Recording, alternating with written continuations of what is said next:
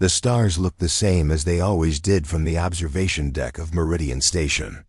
Lieutenant Commander Jake Morrison stood there with his coffee cup, watching the distant lights twinkle in the darkness.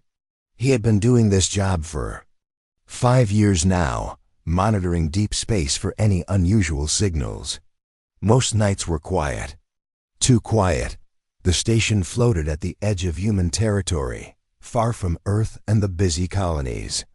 It was a lonely place, but someone had to watch the frontier. Jake and his small crew of 12 people kept their eyes and ears open for anything strange that might come from the unknown parts of space. Lisa Grant sat at her communications console, headphones covering her ears. She was the best signal operator in the fleet, able to pick out the faintest whispers from the cosmic background noise. Her fingers moved across the controls as she fine-tuned the receivers, searching through countless frequencies for something interesting. "Jake, you need to hear this," Lisa called out suddenly, her voice tight with excitement and worry. Jake walked over to her station, setting his coffee cup down on the metal surface. "What do you have?" "It's a transmission, but not like anything I've heard before. The pattern is completely alien, but there's something about it that seems urgent, like a distress call." Lisa adjusted her controls, and the strange sounds filled the small communication center. The signal was weak and filled with static, but underneath the noise, there was definitely a pattern. It repeated every few minutes, growing slightly stronger. Each time, Jake listened carefully, trying to make sense of the unusual tones and rhythms. "How long has it been transmitting?" Jake asked. "I picked it up about an hour ago. It's getting stronger, which means whatever is sending it is moving closer to us." Lisa looked worried as she monitored her instruments. Jake activated the station's main computer and began running the signal through their translation programs. The AI systems worked for several hours, comparing the patterns to every known language database. Finally, a rough translation began to appear on the screens. The words that came through made Jake's blood run cold. "Help us, we are dying, our children are taken. Our cities burn. Please, anyone who hears this, help us. We are the Zalani of the Third World from the star you call Ross 128. The Kreks have come with their ships of war. We cannot fight them. We have no weapons, we have no soldiers. We are teachers and artists and builders. Please help us before we are all gone." The message repeated, but each time it seemed more desperate. Lisa worked frantically to clean up the signal, and slowly more details came through. Our population was 12 million. Now we count less than 8 million. They take our people to ships in the sky. We do not know what happens to them there. Our leaders tried to surrender, but the Kreks do not accept surrender. They want slaves or they want death. We choose neither, but we are too weak to stop them. Jake felt his hands clench into fists. He had never heard of the Zalani before, but their pain came through clearly in every word. He could picture families being torn apart, cities being destroyed, innocent people facing horrors they never imagined. "Send this to Captain Turner on the horizon immediately," Jake ordered, "and get me a direct line to Fleet Command on Earth." Lisa's fingers flew over her controls as she prepared the priority transmission. The Horizon was the closest military ship, only 2 days away at maximum speed. Captain Alex Turner was a good man who would know what to do. While Lisa worked, Jake continued listening to the alien message. More details kept coming through as the translation software improved. "We tried to hide in the deep caves beneath our cities, but their sensors find us everywhere. They use weapons that make the ground shake and the buildings fall. Our young ones cry for their parents who are already taken.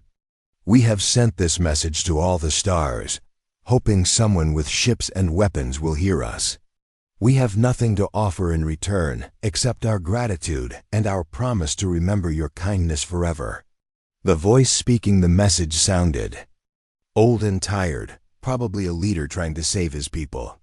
Jake could hear the exhaustion and desperation, but also a dignity that refused to give up completely. "Jake, I've got Captain Turner on the line," Lisa announced. Jake picked up the communication device. "Alex, this is Jake Morrison at Meridian. We have a situation." "What's the problem, Jake?" Captain Turner's voice was calm and professional. "We're receiving a distress call from an alien species called the Zilani. They're being attacked by something called the Krex. It sounds bad, Alex, really bad." There was silence on the other end for a moment. Then Turner spoke again, his voice more serious. "Send me everything you have. I'm changing course now." Jake signaled to Lisa, who transmitted all their data to the horizon. As the information went out, more of the alien message came through their systems. "If anyone receives this message, please know that we called ourselves the Zilani, and we tried to live in peace with all beings. We built beautiful cities with gardens and schools. We wrote songs and painted pictures and studied the stars. We never harmed anyone. We never took what was not ours. We only wanted to learn and grow and raise our children in safety. Do not let the universe forget that we existed." That last part hit Jake like a physical blow. These people were not just asking for help anymore. They were asking to be remembered after they were gone. They had given up hope of rescue and just wanted someone to know they had been here. "Lisa, how far away is Ross 128? Jake asked. Lisa checked her navigation charts. "About 4 days at maximum jump speed for a military ship. 6 days for a civilian vessel." Jake did the math in his head. If the Zilani population was dropping as fast as they claimed, there might not be anyone left to save by the time help arrived. But they had to try. Over the next few hours, more human ships picked up the signal as it grew stronger. The USS Defender changed course from its patrol route. 3 civilian ships with medical supplies volunteered to join the rescue mission. Word was spreading through human space faster than any official communication could travel. Jake stayed at his post all night, listening to the alien voices begging for help from across the dark void of space. Each message made him more angry and more determined. Somewhere out there, innocent people were dying while monsters destroyed everything they had built. By morning, the Zilani signal was strong enough to pick up video. The images that came through would haunt Jake for the rest of his life. Cities in ruins, people running in terror, children separated from their families. The Krex ships looked like black daggers against the sky, pouring destruction down on defenseless communities. Jake Morrison had spent his career watching empty space, waiting for something interesting to happen. Now he wished he had never heard of the Zilani, because he knew that what came next would change everything for humanity forever. The news reached Earth in less than 6 hours. President Maria Santos was having breakfast when her emergency phone rang. She listened to the report from Admiral Chris Wade with growing horror, her coffee growing cold as she absorbed the details of what was happening to the Zilani people. "How many ships do we have in that sector?" she asked. "The horizon is closest, about 2 days out. We have 3 more military vessels within a week's travel time. But Maria, this Krex Dominion has over 200 warships according to our intelligence. We would be badly outnumbered." President Santos walked to her office window, looking out at the busy streets of Washington. People were going about their normal day, not knowing that somewhere in space, an entire civilization was being destroyed. "Chris, call an emergency session of the Terran Council. We need to discuss this immediately." Within 2 hours, representatives from every human colony and military district were connected by video link. The room in the council chambers was tense as Admiral Wade presented the situation. He showed the translated messages from the Zilani, the images of burning cities, and the tactical reports about Krex military strength. "The Zilani have no military," Wade explained to the assembled leaders. They are a peaceful species that has never developed weapons of war. They build schools and libraries, not battleships. They study art and science, not military tactics. Dr. Helen Carter, humanity's top expert on alien species, stood up to address the council. I have been studying the Zilani transmissions for the past few hours. Everything about their society reminds me of human values at their best. They care for their young. They preserve knowledge. They create beauty. They are exactly the kind of people we would want as neighbors in the galaxy. But, can we actually help them? Asked Governor Jim Parker from the Mars colony. 200 enemy ships against our few dozen available vessels seems like a losing battle. President Santos looked around the room at the faces of the council members. She could see the same anger in their eyes that she felt in her heart. We have to try. If we don't, who will? Within hours of the council meeting, something amazing began to happen across human space. The Zilani distress signal had been broadcast on public networks, and people everywhere were demanding action. Protests formed outside government buildings, not to oppose military action, but to demand more of it. On the mining colony of New Austin, veteran Marine Tony Rodriguez was watching the news coverage when he saw footage of Zilani children crying for their missing parents. He had been retired for 5 years, enjoying a quiet life after 20 years of military service. But when he saw those alien children, he remembered why he had become a soldier in the first place. Tony walked to his closet and pulled out his old uniform. It still fit perfectly. He called the local recruitment office and volunteered to return to active duty. Within an hour, there was a line of other veterans outside the same office, all wanting to help. Amy Foster was running a board meeting for her shipping company when the news broke. She owned 40 cargo vessels that moved goods between the colonies. Her ships were not warships, but they could carry supplies and people. Without hesitation, she announced to her shareholders that the entire fleet would be donated to the military effort. This is not about profit, she told the surprised board. Members, this is about doing what is right. Those people out there need our help, and we have ships that can make a difference. Similar scenes played out on colony after colony. Ben Taylor was a freight captain hauling ore from the asteroid belt when he received the call for volunteers. He had never been in the military, but he knew how to fly a ship and he was not afraid of danger. He changed course immediately and headed for the nearest military base to offer his services. The response was unlike anything in human history. Peace activists who had spent years protesting military spending were now demanding that every available ship be sent to help the Zilani. Religious leaders called it a moral duty. Scientists offered to develop new weapons. Even children started fundraising drives to support the rescue mission. On New Geneva, a colony founded by pacifists who had rejected violence, the Planetary Assembly met in emergency session. These were people who had left Earth specifically to avoid war. But when they heard the Zilani messages, they voted unanimously to contribute their entire planetary treasury to the war effort.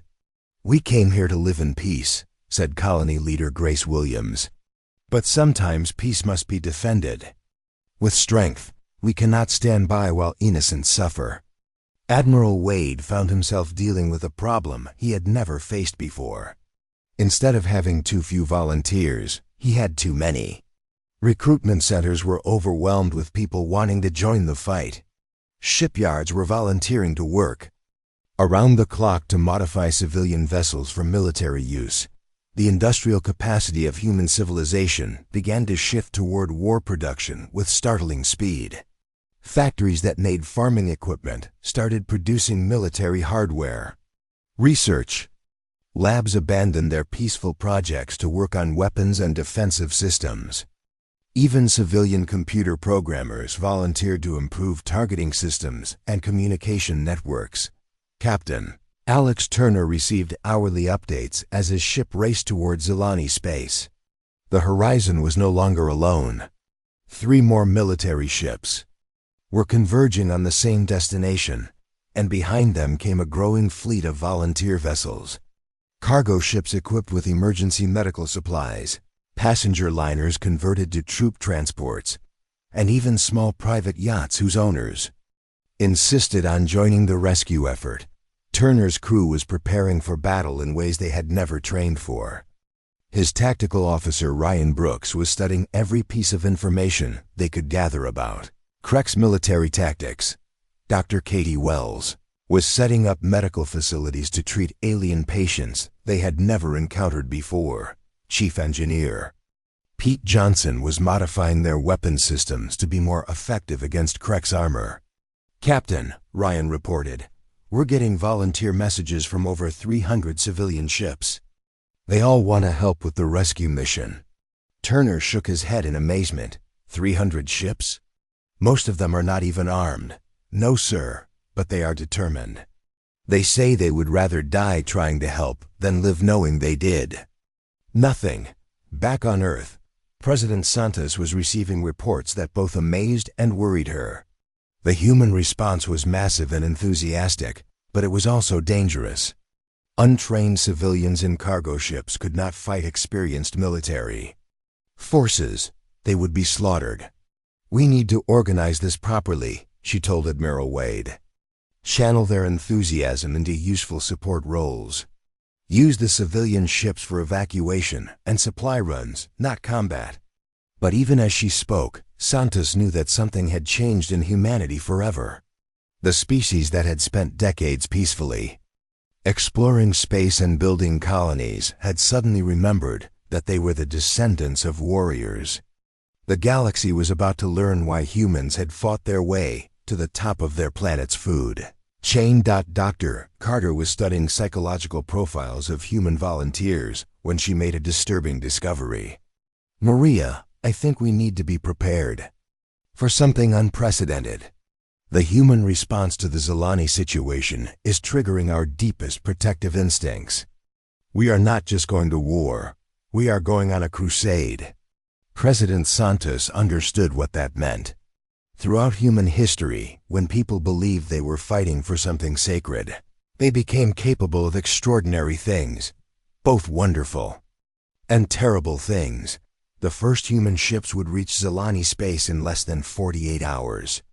Behind them, the largest volunteer military force in human history was preparing to follow. The Krek's Dominion had no idea what they had awakened. Captain Alex Turner stood on the bridge of the horizon as they dropped out of hyperspace at the edge of the Zilani system. What he saw made his stomach turn. Dozens of massive black ships surrounded the small blue planet, like vultures circling a dying animal. Smoke and fire could be seen rising from the surface even from this distance. "My God," whispered Dr. Katie Wells, looking at the sensor readings. "The planet's surface temperature has risen by 15 degrees. They are literally burning the world." Turner activated his communication system. "This is Captain Turner of the human vessel Horizon to all Krek ships. You will cease your attack on the Zilani immediately and withdraw from this system." The response came quickly in heavily accented English. "Human ship, you are in Krek's territory now. Leave immediately or be destroyed. We claim this world and its people by right of conquest." "I don't think so," Turner replied calmly. "Ryan, target their command ship." Tactical Officer Ryan Brooks had been waiting for this moment. His fingers moved across his controls with deadly precision. "Weapons. Locked on target, Captain. Fire." The Horizon's main gun spoke with thunder that could be felt through the ship's hull. The energy beam struck the Krek's command vessel's shields, causing them to flicker and spark. The alien ship immediately began turning to face this new threat. But Turner was not fighting alone. 3 more human warships dropped out of hyperspace behind him, followed by the first wave of volunteer vessels. The USS Defender, commanded by Captain Dana Mills, took position on the Horizon's left flank. The light cruiser Swift Eagle moved to the right. The heavy assault ship Thunder Bay positioned itself directly behind the formation. "All ships, this is Turner. remember the plan. We are not here to destroy the Krex fleet. We are here to rescue every single Zilani we can find. Priority goes to the evacuation ships. The battle that followed was unlike anything the Krex had ever seen. Human ships did not fight in the predictable formation battles that most species used. Instead, they moved like a pack of wolves, coordinating their attacks through rapid communication and instinctive teamwork. Captain Mills took the Swift Eagle on a high-speed run around the Krex fleet, drawing fire away from the slower evacuation ships. Her ship twisted and rolled through space, dodging energy beams while her gunners targeted the engines of Krex vessels, trying to disable rather than destroy them. Meanwhile, Lieutenant Sam Parker was leading the first stealth mission down to the planet's surface. His small ship, the Shadow Runner, was equipped with experimental cloaking technology that made it nearly invisible to Krex sensors. His mission was not to fight, but to locate Zilani survivors and guide the rescue teams. To them, Parker's ship landed in a forest clearing about 20 miles from the nearest Zilani city. What he found there broke his heart. Hundreds of alien families were hiding in caves and underground shelters, too afraid to come out even when they heard human voices calling to them. The Zilani were smaller than humans, with large eyes and delicate features that made them look almost childlike. Their fur was a soft golden color, and they moved with graceful motions that spoke of a peaceful nature. When Parker finally convinced a group of them to trust him, they wept with relief that someone had actually come to help them. "We thought the whole universe had abandoned us," said a Zilani elder named Kethve through Parker's translation device. "We sent our messages to every star, but no one answered except you." Back in space, the human fleet was growing by the hour. More volunteer ships kept arriving, bringing supplies, medical equipment, and most importantly, space to evacuate Zilani refugees. Amy Foster's cargo ships were being quickly converted into passenger vessels, with volunteer crews working around the clock to install life support systems for alien passengers. Sergeant Tony Rodriguez had arrived with a full company of Marine veterans aboard a converted passenger liner. These were men and women who had served in every human conflict for the past 20 years.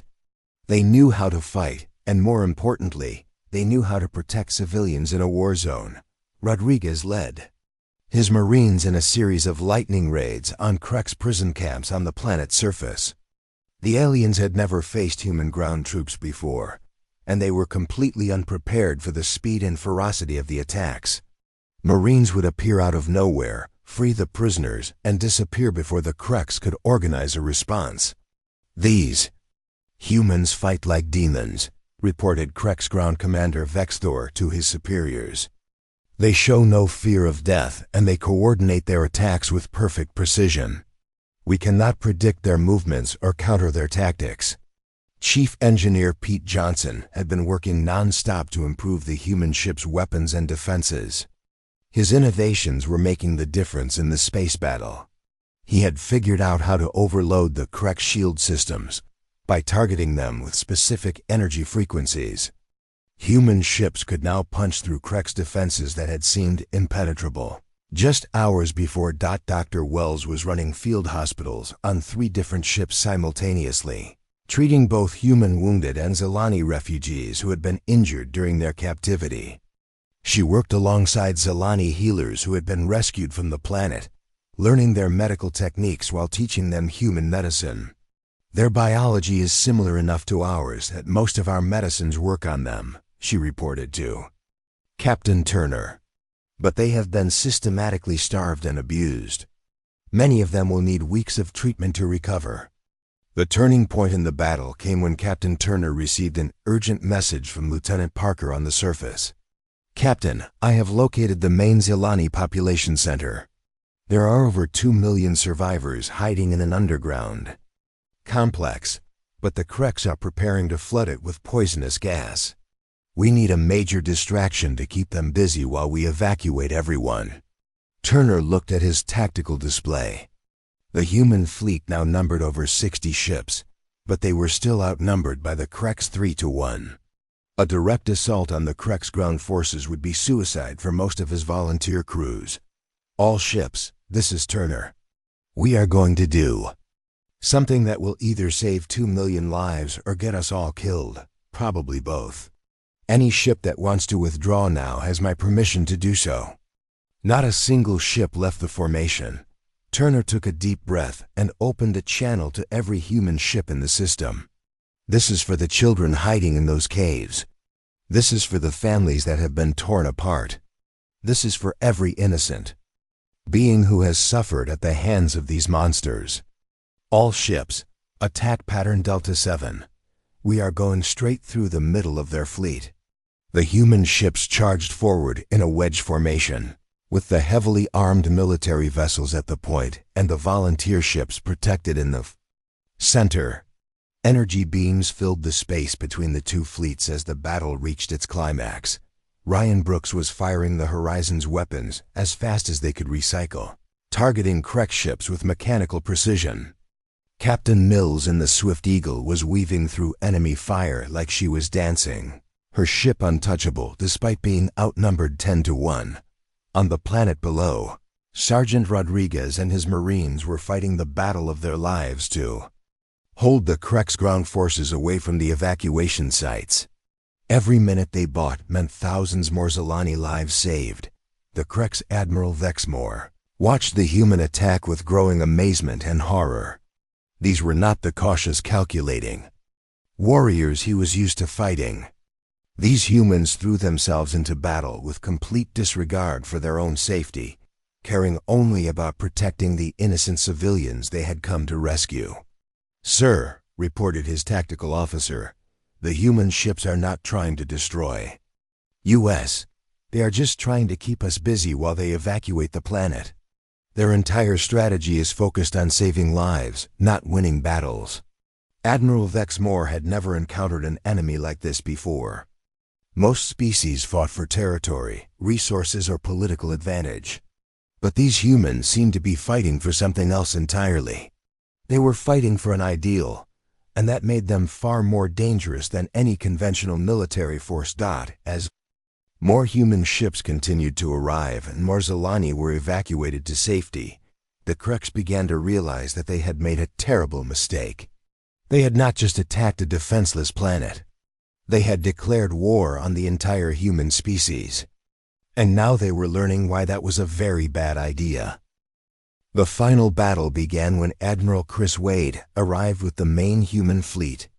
Over 400 ships dropped out of hyperspace at once, surrounding the Krek's forces completely. The volunteer vessels that had been fighting for days were reinforced by the full military might of human civilization. Krex, Admiral Vexmore stared at his tactical display in disbelief. The humans had brought everything they had. Massive battleships, nimble fighters, hospital ships, supply vessels, and even civilian craft converted for war. It was the largest military force he had ever seen assembled for a single rescue mission. "Sir, we are receiving a transmission from the human fleet commander," reported his communications officer. Admiral Wade's voice filled the Krek's command bridge. "Admiral Vexmore, this is Admiral Wade of the human fleet. You have exactly 1 hour to release all Zilani prisoners and withdraw from this system. If you refuse, we will take them by force." Vexmore activated his own communicator. "Human Admiral, you are outnumbered. We have 200 ships to your 400. Your victory is not guaranteed." "You misunderstand the situation," Wade replied calmly. "We are not here to achieve victory. We are here to rescue every single Zilani, and we will continue fighting until that mission is complete, even if it takes every ship and every life we have." That was when Vexmore began to understand what he was really facing. Most species fought until the cost became too high, then negotiated for acceptable terms. But these humans had no acceptable terms except total Zilani freedom. They would literally fight to the last ship rather than leave even one prisoner behind. "Captain, Turner was coordinating the rescue operations from the bridge of the horizon. Lieutenant Parker and his team had successfully evacuated over 1 million Zilani from the underground shelters. Sergeant Rodriguez and his Marines were still fighting fierce battles on the surface, holding back Krek's forces while civilian ships landed to pick up survivors. "Captain, we have a problem," reported Ryan Brooks. "The Kreks are threatening to execute their remaining prisoners if we don't withdraw." Turner's face hardened. "Put me through to their command ship." When the connection was established, Turner spoke directly to Admiral Dexmore. "If you harm a single Zilani prisoner, we will show you what human fury really looks like. We have been holding back because we hoped you would see reason. That ends now." To prove his point, Turner gave a signal to his fleet. Suddenly, the human ships began broadcasting on all frequencies. The transmission was the final message from Zilani Elder Vethka, the one where he begged the universe to remember his people. But now it was translated into the Krek's language. For the first time, ordinary Krek soldiers heard the voice of the old Zilani teacher, describing how his people had lived in peace, how they had built schools and hospitals, how they had only wanted to raise their children in safety. They heard him say that the Zilani had never harmed anyone, never taken what belonged to others, never sought to conquer or control. The effect on the Krek's forces was immediate and devastating. Many of their soldiers had been told they were fighting dangerous enemies who threatened Krek security. But now they understood they had been destroying a civilization of artists and teachers who posed no threat to anyone. "Sir, we are receiving surrender requests from 17 of our ships," reported Dexmore's tactical officer. "Their crews are refusing to continue the attack." More Krek ships began to withdraw from the battle as their crews realized the truth about what they had been doing. The Krek's military was built on the idea that they were protecting their people from threats. When they learned they were actually destroying innocents, many of them could not continue fighting. Captain Dana Mills was leading a strike force directly toward the Krek's prison ships where the remaining Zilani were being held.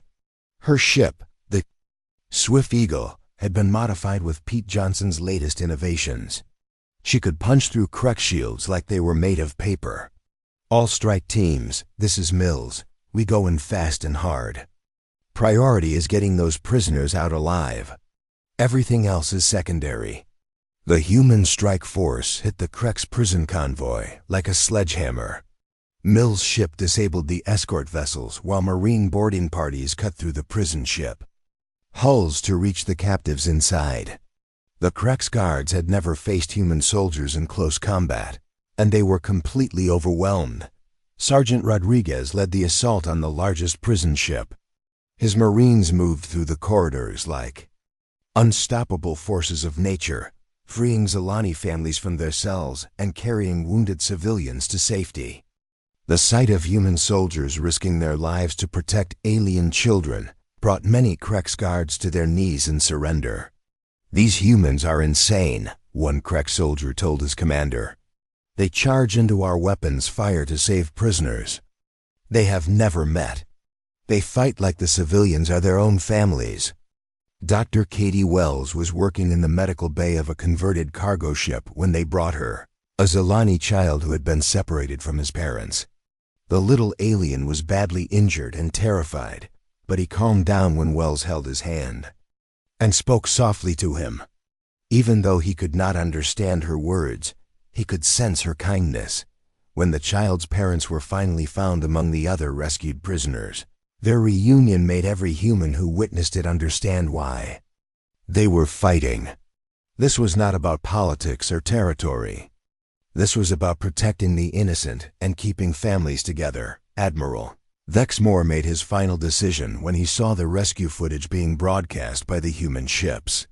His own people were watching their soldiers surrender rather than continue fighting beings who showed such devotion to protecting others.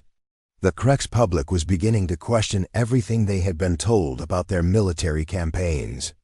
"All Krek ships, this is Admiral Dexmore. We are withdrawing from the system immediately. Release all prisoners and prepare for full retreat. The human fleet did not pursue the retreating Krek ships. They were too busy with rescue operations to care about revenge. Every available ship was being used to evacuate Zilani survivors to safe locations where they could begin rebuilding their lives. Elder Vethka was among the last prisoners to be freed. When Captain Turner personally escorted him to safety, the old Zilani teacher could barely speak through his tears of gratitude. "Your people have saved us," he said through the translation device. "We will never forget what you have done. The Zilani will remember the kindness of humanity for all time." Turner shook his head. "We just did what anyone should do. We protected those who could not protect themselves." But Vethka understood something that Turner did not yet realize. "No, Captain, most species would have calculated the cost and decided it was too high. Most would have sent their regrets and moved on. But you came anyway, knowing you might lose everything. That makes you different from everyone else in the galaxy." The rescue operations continued for 3 more days. Over 8 million Zilani were evacuated to human ships and transported to safe worlds where they could begin new lives. The human fleet provided everything they needed: food, medical care, temporary housing, and most importantly, hope for the future. President Maria Santos addressed the galaxy from Earth when the mission was complete. "Let this be a message to all civilizations among the stars. Humanity will not stand by while innocents suffer. We will protect those who cannot protect themselves, regardless of species or distance. This is our promise and our commitment." The Zilani established their new colony on a world provided by the human government. They built schools and libraries, art galleries and music halls, just as they had on their lost homeworld. But now they also built something new, a memorial to the humans who had died saving them. Elder Vethka spoke at the dedication ceremony. "We have learned that the universe is not empty of kindness. There are beings who will risk everything for strangers, who will fight impossible odds to protect the innocent. We have seen the true meaning of courage, and we will teach our children to follow that example." Jake Morrison, now promoted to Admiral, was back at his monitoring station when the next distress call came in. This time it was from a species called the Thrani, who were being attacked by slavers in a distant system. As he listened to their desperate pleas for help, he smiled grimly and began composing a fleet mobilization order. The galaxy had learned that humanity was dangerous when threatened. Now they were learning something even more important. Humanity was unstoppable when defending others. The age of human protection had begun, and the universe would never be the same again.